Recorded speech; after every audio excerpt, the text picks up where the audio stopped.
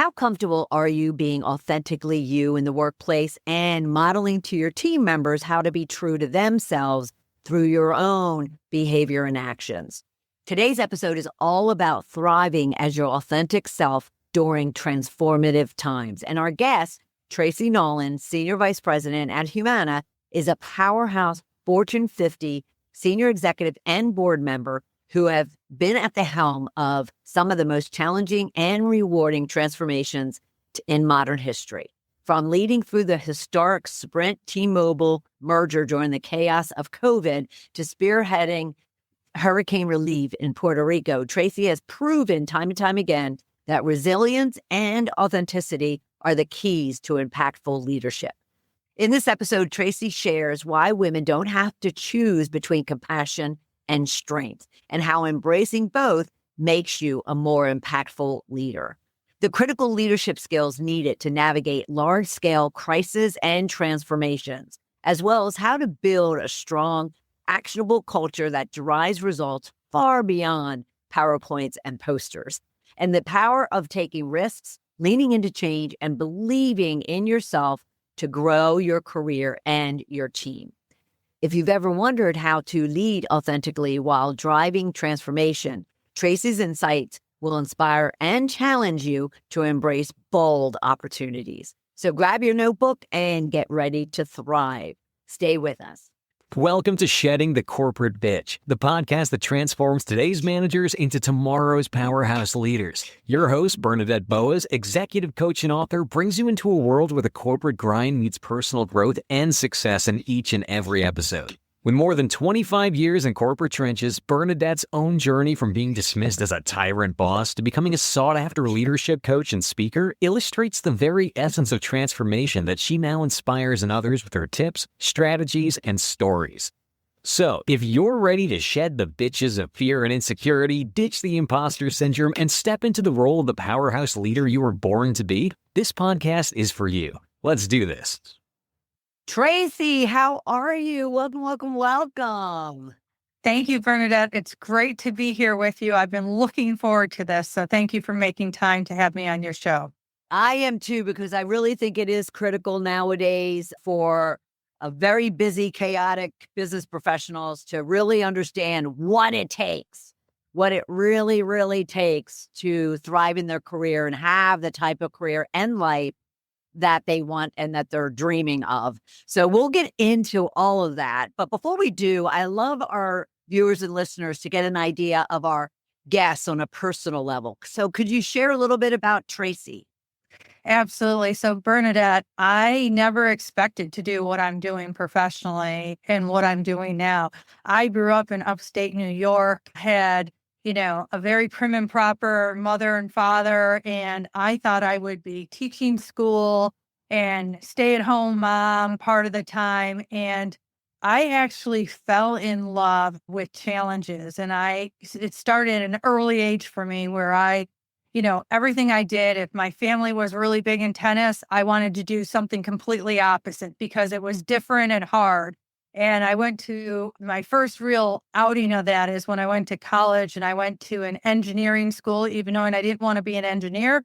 It was up in really cold upstate New York in a town, Clarkson University, where it was six males to every one female, and very few of us that were in the management classes.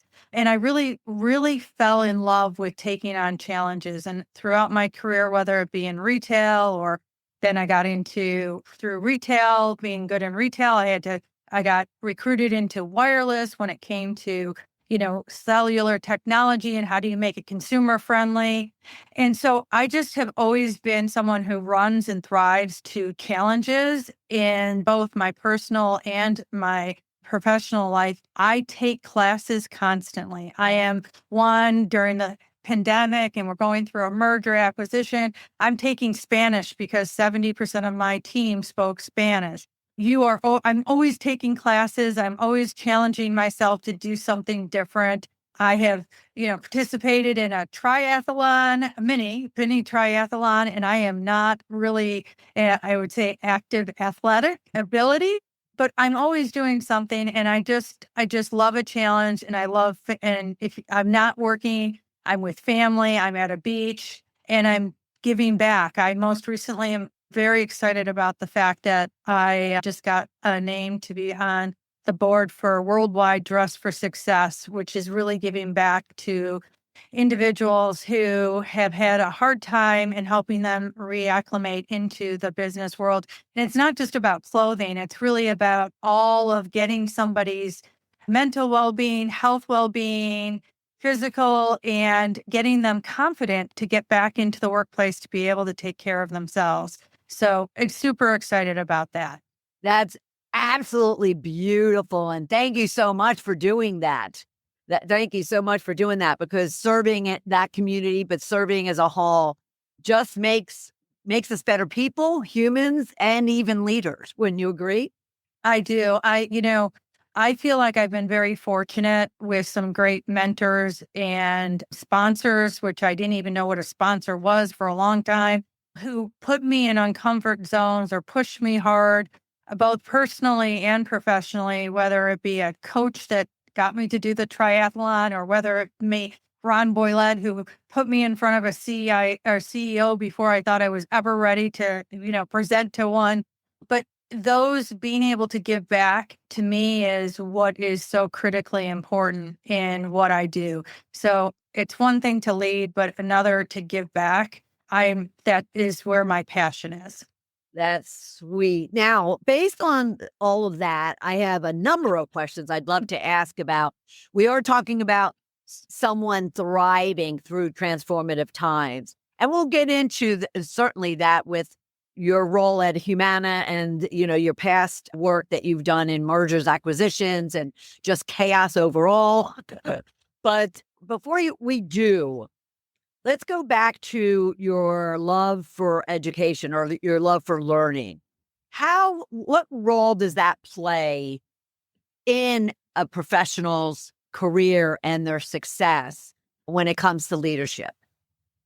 Well, Bernadette, the one thing I've learned as a leader is you're not perfect, and you always need to challenge yourself to learn. Some people, I remember the first time I reached a VP level, and I went back to take a basic telecommunications course, and then I followed it up by a personal development class, which I asked for 360 feedback. And when people hear 360 feedback, the first thing that they do is, ooh, I don't want to do one of those, right? Like, ooh, I don't want to hear it.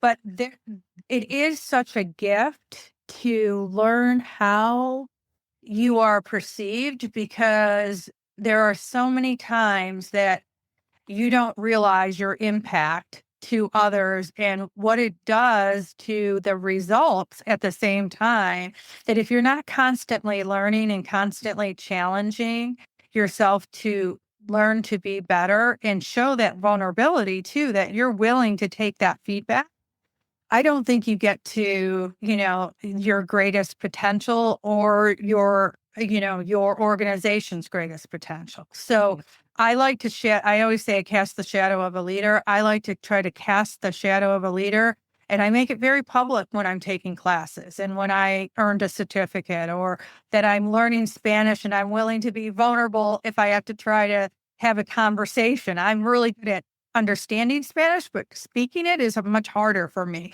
But that's okay. That vulnerability is important in business and in your own personal development. And isn't that an example of setting an example, being a model for others, especially those that do have aspirations and ambitions, and they're seeking, even though they might be doing it quietly, they're seeking for those examples of, what should I be doing? Who should I be doing? Where should I be doing it? Why should I be doing it? And what you're doing sets that path, sets that guide for others. It's so true. And the other thing I learned really is that I always thought, and this comes from the background, of how I grew up, but everything I needed to be perfect at, right? Like I had that whole perfection complex, right? Like you can't when I was younger in my career, it's like, don't show vulnerability, make sure that you're showing up strong in that way. But what I have found is when you're human, like when you show humility and you're showing that you're authentic and that you're not perfect, that helps people at ease and will help them take those risks and help them actually buy in versus looking at a boss and thinking they're trying to be perfect all the time, right? Right. Now, that's an interesting statement coming from a woman, Mhm. right?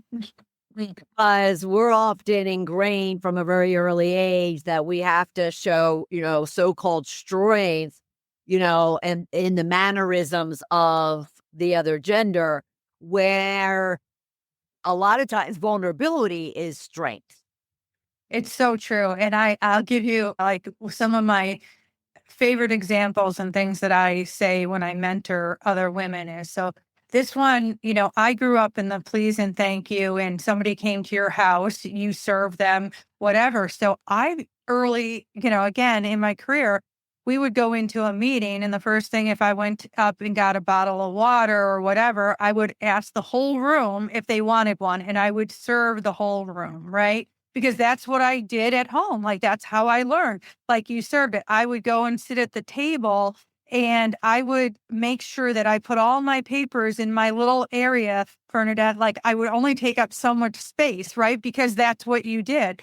And then I started looking around the room and going, wait a minute, the men in the room, they just get up and get their own bottle of water. And not just only men, but a lot of other successful women weren't like serving and being hostess of the mostest. They were in there because they were invited to the meeting. Like I'm invited like everyone else. I don't have to take care of anybody else in a business meeting. And when I go in now, I spread my papers out and I take up my room around the table and I say, hey, if you're invited to the meeting, you're not there to host the meeting. You're there to participate and be present in the meeting. And I learned very early on, like, hey, you got to show that you own it and it's your space as much as anyone else. And you don't have to take care of you don't have to serve everybody and make sure everybody's sitting in the right space. Like, own it because you achieved it. But sometimes that whole perfectionism and taking care would come into play, and I would need to be very mindful not to let it take over because you're looked at differently then. Absolutely. Now, what if someone's been operating in that mode and, and the audience is the same? How can they make changes after they've been accustomed to kind of, being insubordinate or serving others? What changes can they make that are subtle but yet powerful? So, for me, I had to I do this before I go into a meeting. I set in a very intentional, now I just don't go into the meeting because it's such a natural habit to want to do all those things. And if I have people at my house, it's going to be served and I'm going to do it. But when I'm in business, it's completely different, right? But I have to have I have to have it step back and I'm very intentional on, hey, what am I going to why am I invited to the meeting? What, you know, obviously I'm here. I have to tell myself because I'm an expert in X, Y, and Z, and I need to be part of this meeting. I'm not here to serve them. So I have to do some self-talk and I have to set my priorities for the meeting, which is like 1, 2, and 3. And if it's not 1, 2, and 3, I come out of the meeting and go, I kind of failed because I was doing all this other stuff Yeah. that doesn't really matter, but it's the way people perceive you that is so like that whole piece. And when I was doing it, what I was finding is I had other women and people who would do it in the next meeting with me. So I might do it in a meeting with my boss, but then I would find Angel Gomez or I'd find Diana Vonderheide following what I was doing. And I'm like, no, we can't do that anymore. Yes, you have to carve your path and you have to own the room, as you say. I absolutely love that. Self-talk, just vital, wouldn't you say, to just one's growth It and sanity? It is. And self-talk can work two ways. And the way that I'm talking now is the way I've done it. But I also was at that whole perfectionist stage where I used to judge myself after every meeting, and I was critically hard. So, I come out of the meeting and go, well, that was a D. That, and then I would think of all the things that went that I didn't think were I did right. And that is that is not great. Like, I now subscribe to the thing called best actual. Like, I go into a meeting, I have my 3 items or so. I come out and say, you know what, I did my best based on XYZ, and I move on. Because there's so many people who can do that, but so many of us who are, perfectionism will sit there and we don't thrive when we're looking backwards and looking at all the little things. Like I said, too much. Okay, well, that's something I can work on going forward. But it's not being that critical, right? So that's the other piece of it. And you aren't going to thrive if you are going through that negative self-talk. Right. So we have to rid ourselves of the negative self-talk, talk to ourselves very optimistically, very uplifting, because it'll minimize the negative. Wouldn't you say? Yes. It's like you move into everyone has strengths and everyone has weaknesses. There's no one who is perfect. And that it is okay to show that, you being authentic and you being you. Like, I had to get to that stage where I'm Tracy and I am gonna, I'm gonna have a little fun, right? Like, I am gonna, joke around a little bit. I'm still gonna accomplish what I'm gonna do, but I'm not gonna take it so seriously that, it becomes debilitating to myself or not setting the example that needs to be for others. And when you are real, people will follow and people will want to get on board, and they're going to want to emulate what you're doing versus not. Right, right. And so what would you say if there was someone, because I was that person, who was like a robot, very rigid, scared to open up, scared to be vulnerable? What would you share as far as what they could do easily to kind of start breaking down those walls? I think first of all is it's self-awareness that you do come across that way, which may take, it's not getting some direct feedback. So again, I go to one of the first things is to make sure you're getting that real honest feedback. If you ask those that report to you that you're close to, they're probably going to tell you you're perfect, right? It's when you get feedback from others. And, I've had 2 different examples that I thought were excellent. I had some 360 feedback done when I joined Humana, which I thought, wow, I had only been with the company like 5 months, 4 months. And I thought, wow, I'm surprised that they're investing to do it. But they did 360 feedback by interviewing people that worked with me. That wasn't just a written scenario. So they could ask the tough questions. And there were a few things that came back through that I thought were really impactful for me. The other one I thought was a really great technique that another leader of mine did, which was, it's a little out there, but basically they took all of the senior vice presidents and had us rate each other on our competency and on our teamwork. So like, how competent are you in the job and teamwork? And then they had to say 2 words about you. And just 2 words. And then they did a word cloud of those clouds, and then they rated us so that we could see how we compared. Didn't share it with everybody. Only the top few got to see, that they were top few, but it gave you a good feeling of, wow, this is how I'm coming across to my peers that I need to work with. And so also when you do 360 feedback, sometimes you give them the list of who to call. I try to say, you call who you think, and get that feedback, because you really do want that honest feedback. So number 1, get feedback. And then number 2, I don't change who I am when I'm at work and then when I'm at home.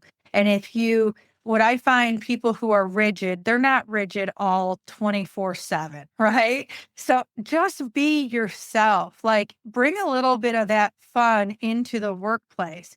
And remember that it's not all about you. And I say that and often, and I think I'm a pretty, humble individual. But when you have a leadership title, people don't see you as humble, and you need to make sure that you bring that forward. And it may just be by thanking people every once in a while for a great job. Well done. We always go to the next thing and thanking, like I did it this morning on a call. The call was just about to end. Bernadette, there was probably 50 people. It was kind of just a half an hour kind of readiness call that another group does, not in my org, but it's cross-functional. And at the end of it, I just took a minute to thank the leader who had been running this meeting for the last 4 weeks, to say, Missy, you're doing an incredible job. I thank you for holding this meeting. It's very valuable. I know I doubted it in the beginning, but I just think that you're doing a great job. And I think it takes people off guard sometimes that I take that time, but like that meant a lot to her. It meant a lot to me. And it just brings that humbleness. So you're not shown as so rigid, that you actually do care. Right. And again, you're modeling how others can also step up and kind of start breaking down those walls and building really good connections and relationships with others. I absolutely love that. Well, I definitely want to get into kind of our conversation around transformative times, but you also mentioned the fact that you didn't know what mentors and sponsors were when you were coming up through the ranks. So I can't overlook that comment you made to for them to hear it straight from someone in a senior vice president, position, as to what are mentors and sponsors and why are they important to any professional listening to this.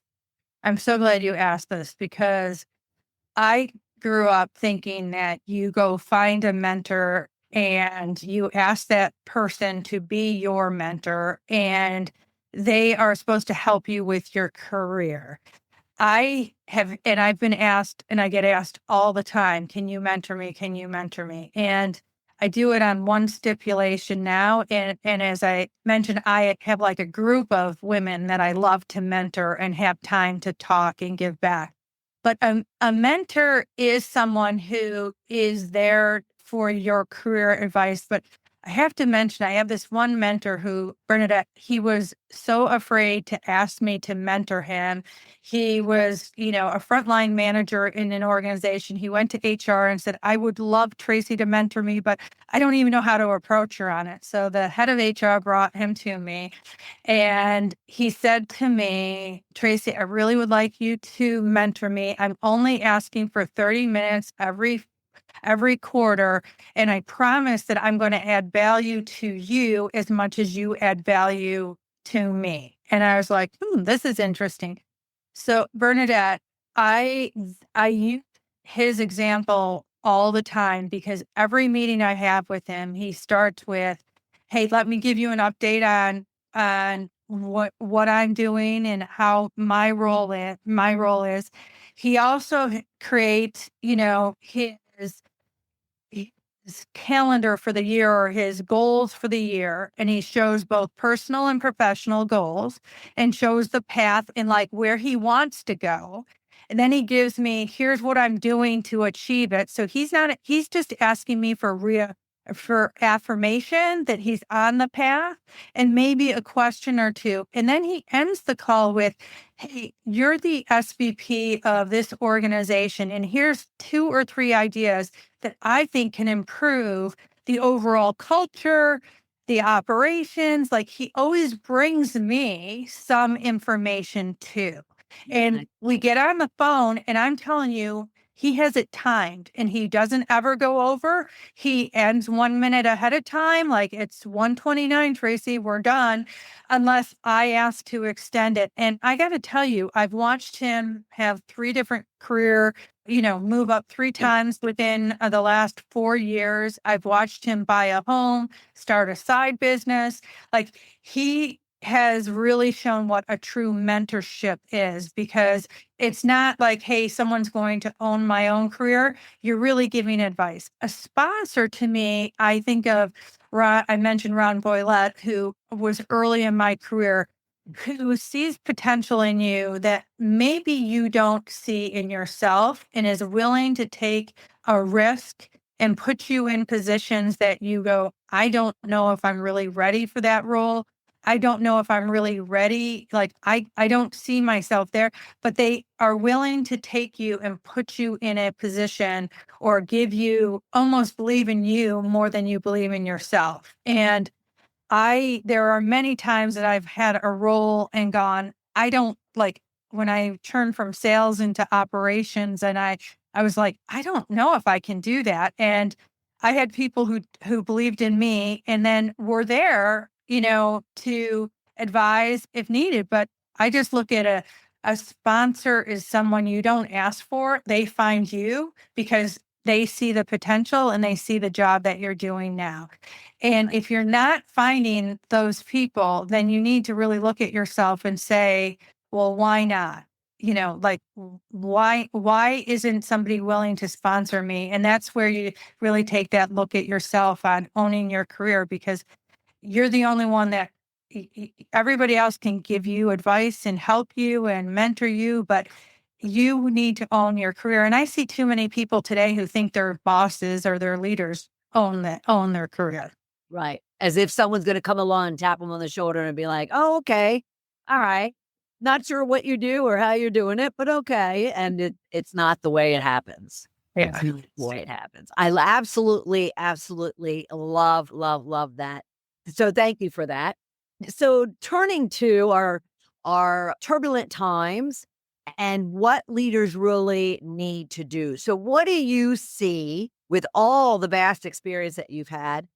What have you seen what have you seen to be the most critical leadership skills that someone needs to have today, especially to work through some, very trying times? I think I'm going to surprise you by this answer, and I truly mean this, and I will give you multiple examples of it. Everybody always will ask me what my strategic plan is. Like, Tracy, are you putting together your 5-year strategic plan? What's your 3-year strategic plan? Like, what is everybody looks at that. And Bernadette, the thing that I would say has been my success in every turbulent times, and I will tell you what they are, is what I call the 6 success ingredients. And it's very basic. It's trust, integrity, commitment, execution, and resiliency in the right people. And why I say that is I have found that the foundation of everything that you can do is built on those key elements. And it's not one way. And, I'll tell you a couple quick stories. So we were in a Frontier Cellular.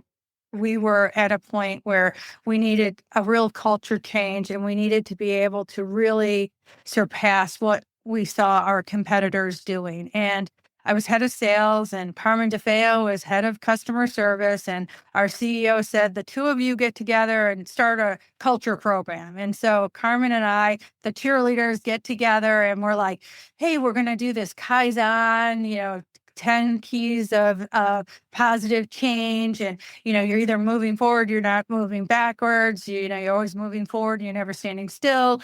All these things, we came up with these crazy sayings, thoughts. And then we went and we put together, like, we're going to make keychains, and we're going to put posters on the wall, and we're going to rah and have this kickoff. So before we did that, we got a group of cross-functional teammates, frontline employees, managers, directors, put them all in a room, and we were all excited. Carmen and I are going to go roll this thing out. And we went in, and when we went in and we started telling them all about it, we stopped, and the team said, hey, that's all great, but that's not going to change how we're doing things today.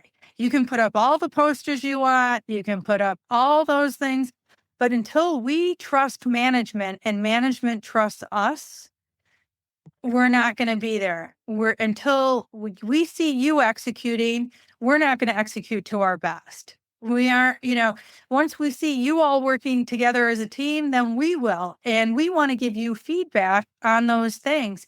And it was a big light that went off for me on the overall importance of the key foundation of any business. And not too much longer, we started doing extremely well. Then we were bought out. So we're going through turbulent times. That was when Bell Atlantic Mobile and Verizon actually came in and bought our piece of upstate New York organization. And they made me president of this organization. And that's when I was like, wow, I now run all of it, not just sales. And we were going through new benefit changes, new name changes. Like we were going through more turbulent times. And Bernadette, I established what was a two-way communication, which was I just opened a bridge and I said, hey, I'm going to have a bridge open every week for an hour.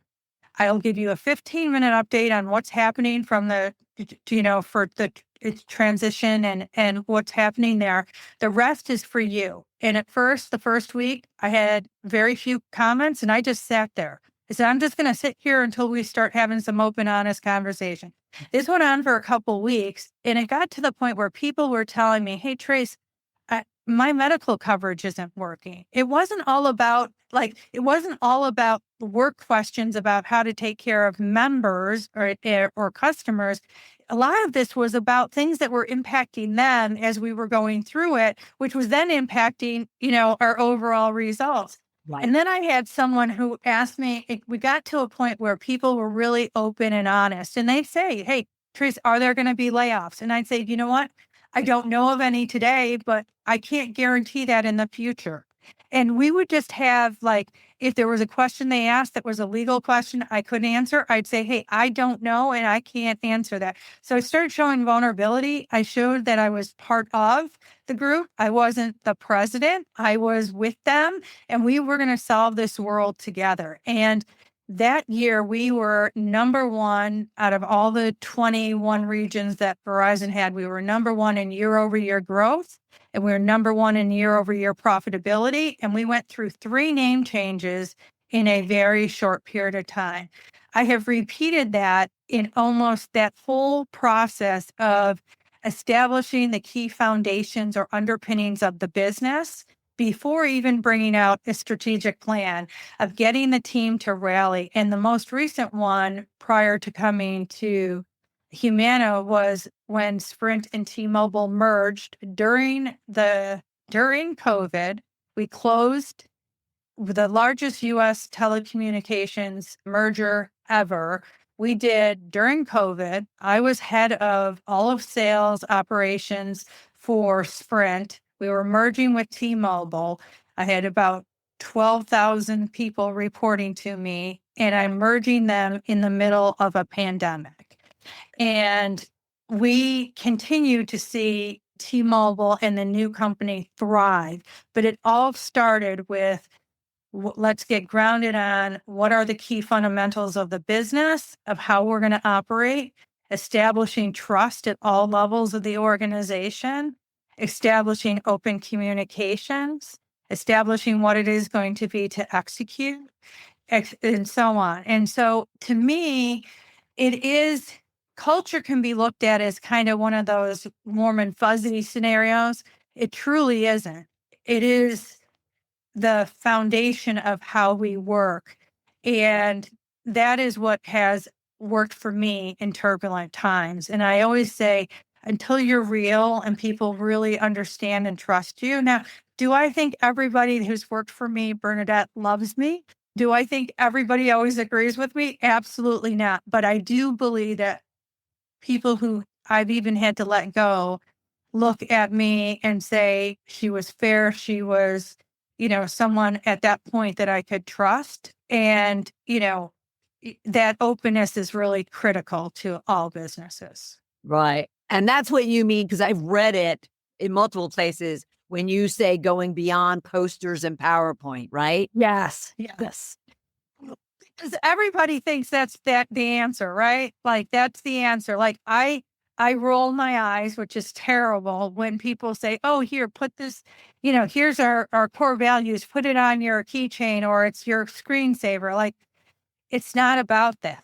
Right. So can you repeat for our listeners those 6 fundamentals? Yes. So, yes, trust, integrity, commitment, execution, teamwork, and the right people. And when I mean that, I literally will do this.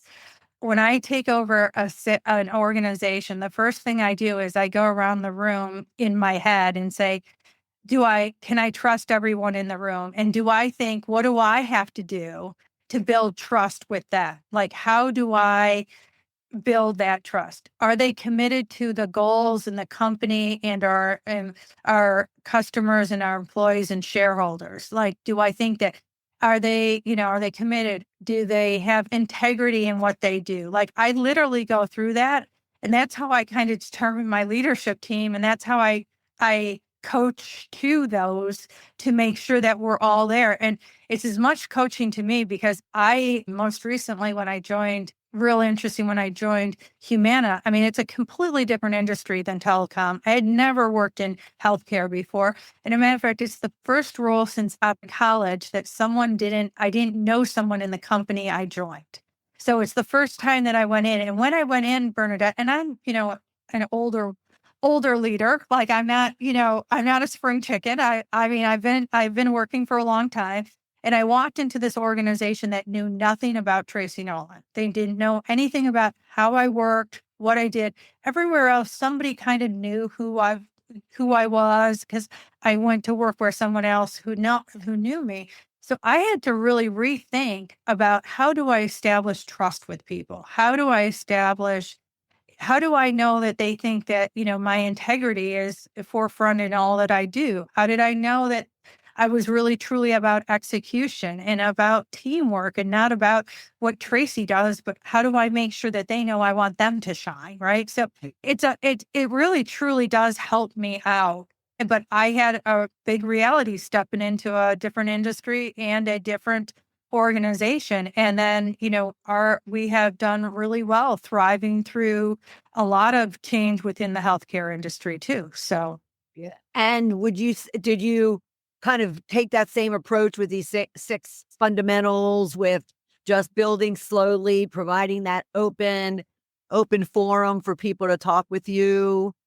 total. I mean, I still do. To this day, I remember people saying, "Why does she do these roundtables?" Because I stay connected to the folks who I believe there's really two types of people in an organization.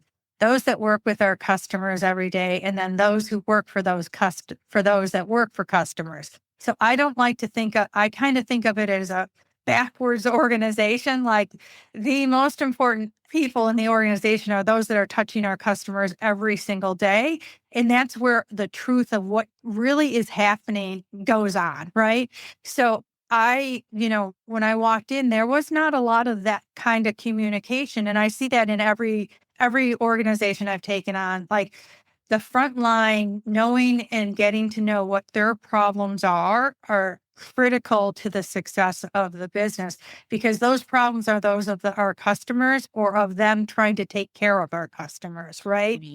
Right. That I do. I do town halls. I am very involved in smaller group, talk with Tracy. I have an open communication line that is an email, direct access to me for anyone in the company to send a message to me about anything that is going on that is a concern. Now, I try to say, hey, if it's an HR issue, go to HR. But if Right. it's anything else, let me know. Because if you send me an HR issue, I'm probably going to have HR get involved. But it's really not to tell on what other, their leaders are doing. And I say, leaders, this is our email. This is our way of knowing what's going on. No, yeah, I'd absolutely love that. And would you say that is how managers to leaders can really help to create positive, transformative cultures as opposed to just the status quo? Absolutely. I think one of the things that leaders like to take on problems and try to solve them all themselves. And there's only so much within your own control.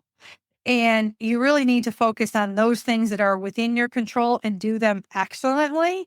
And then when you see issues that are rising, you need to make sure that you're bringing them up, because so many times, like, hearing about it from a customer is the wrong place to hear it from. We need to hear from our leaders, and a great leader who is going to move and advance in the organization is someone who spots those, but also will help us figure out how to come, like, here's maybe here's a couple possible solutions to the problem, right? So many times I hear, well, we can't do this, we can't blah blah. I don't really want to hear about what we can't.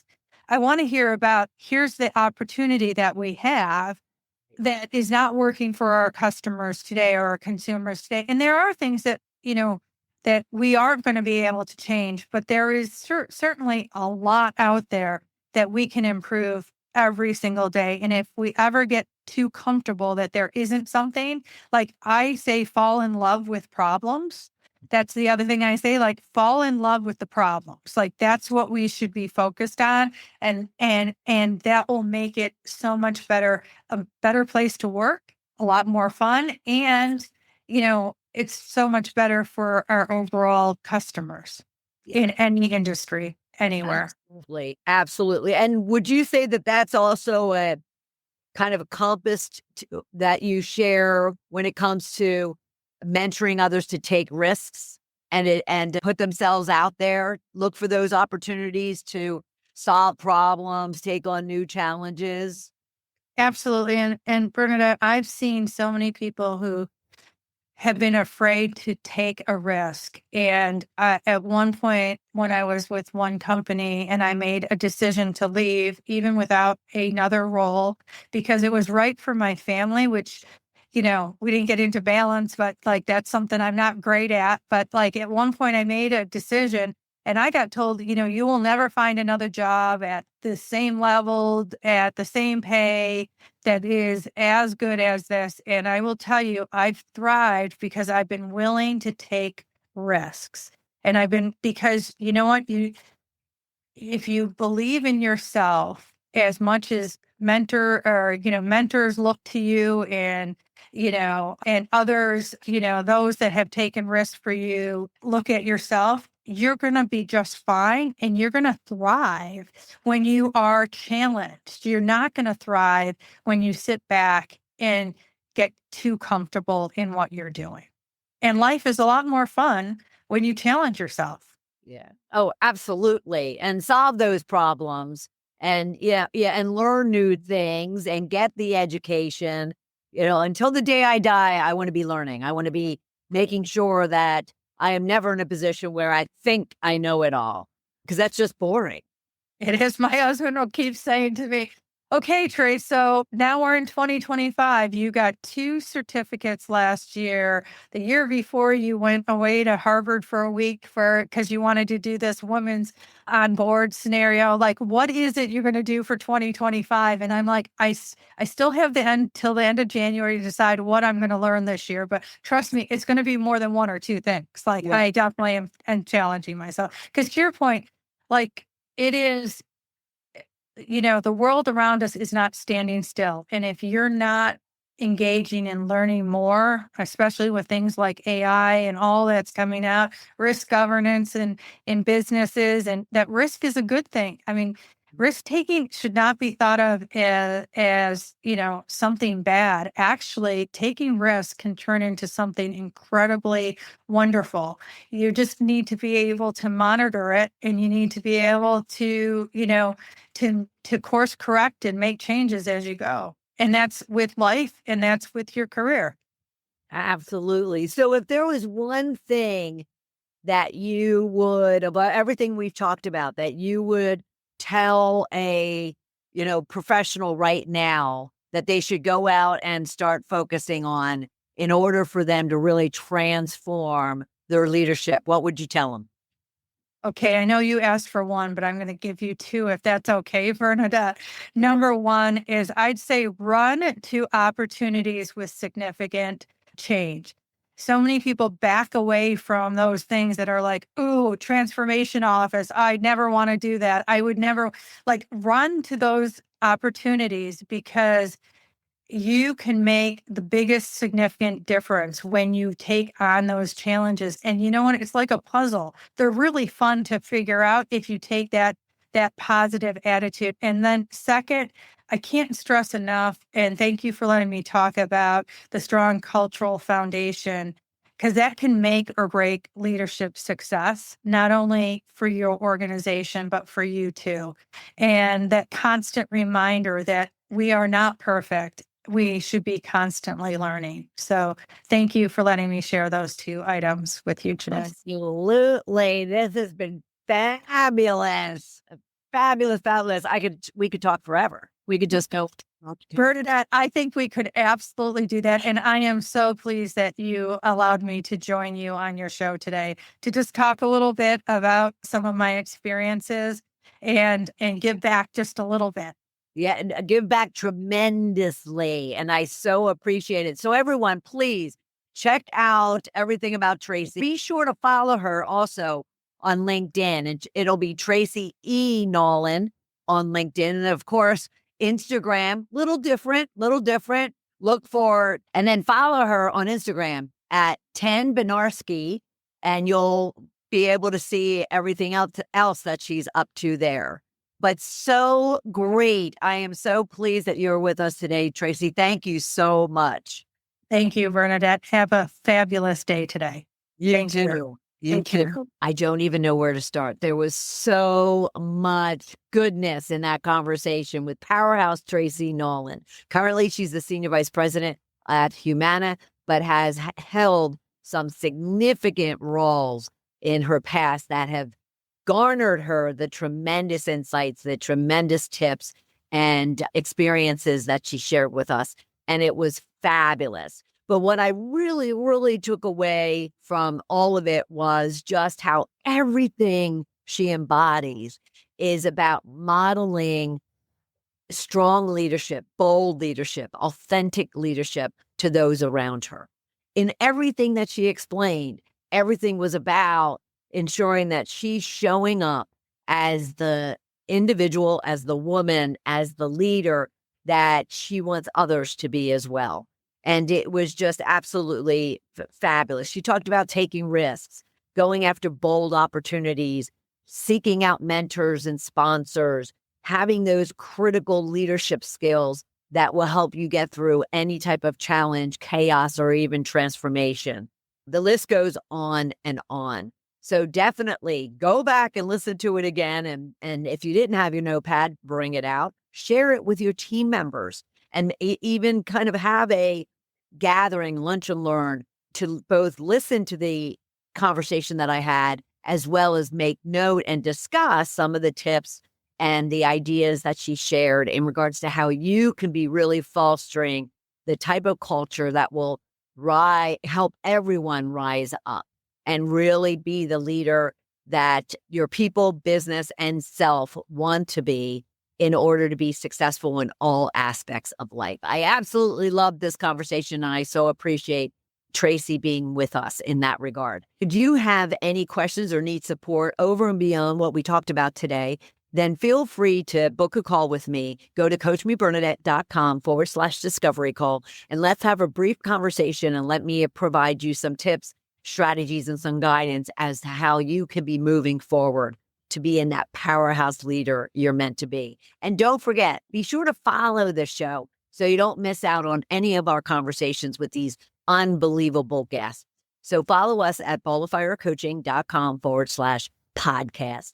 I'll look forward to having you and seeing you for another episode of Shedding the Corporate Bitch. Bye. Thank you for tuning in to today's episode of Shedding the Corporate Bitch. Every journey taken together is another step towards unleashing the powerhouse leader within you. Don't miss any of our weekly episodes. Subscribe to our podcast on Apple Podcasts, Spotify, or wherever you love to listen. And for those who thrive on visual content, catch us on our Shedding the Bitch YouTube channel. Want to dive deeper with Bernadette on becoming a powerhouse leader? Visit balloffirecoaching.com to learn more about how she helps professionals, HR executives, and team leaders elevate overall team performance. You've been listening to Shedding the Corporate Bitch with Bernadette Boas. Until next time, keep shedding, keep growing, and keep leading.